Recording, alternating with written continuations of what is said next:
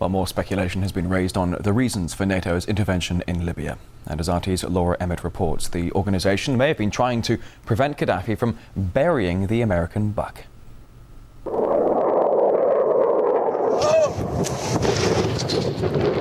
According to some, it's about protecting civilians. We must not tolerate this regime using military force against its own people. Others say it's about oil. The only reason they're interested with Libya is about the oil. You'd think we'd be in Iraq if the major export there was broccoli.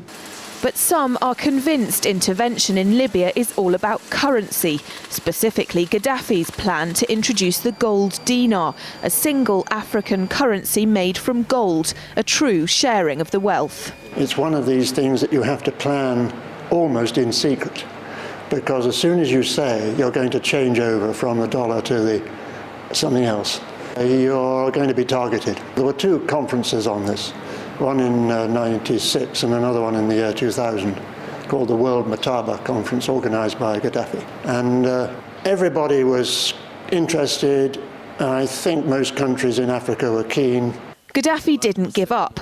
In the months leading up to the military intervention, he called on African and Muslim nations to join together to create this new currency that would rival the dollar and euro.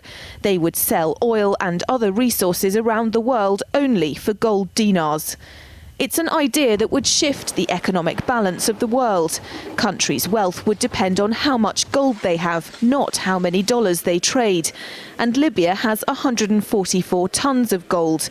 The UK has double that, but 10 times the population. If Gaddafi had an intent to try to reprice his oil or whatever else the country was selling in the global markets and accept something else as a currency, or maybe launch a gold dinar currency, any move such as that would certainly not be welcomed by the power elite today who are responsible for controlling the world's central banks. So yes, that would certainly be something that would cause his immediate dismissal and the need for other reasons to be brought forth for removing him from power. It's happened before. In 2000, Saddam Hussein announced Iraqi oil would be traded in euros, not dollars. Sanctions and an invasion followed. Some say because the Americans were desperate to prevent OPEC from transferring oil trading in all its member countries to the euro. The UK's gold is kept here in a secure vault somewhere in the depths of the Bank of England. As in most developed countries, there's not enough to go around. But that's not the case in places like Libya and many of the Gulf states.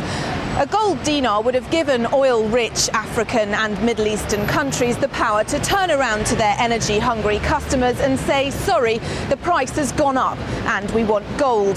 Some say the US and its NATO allies literally couldn't afford to let that happen. Laura Emmett, RT, London.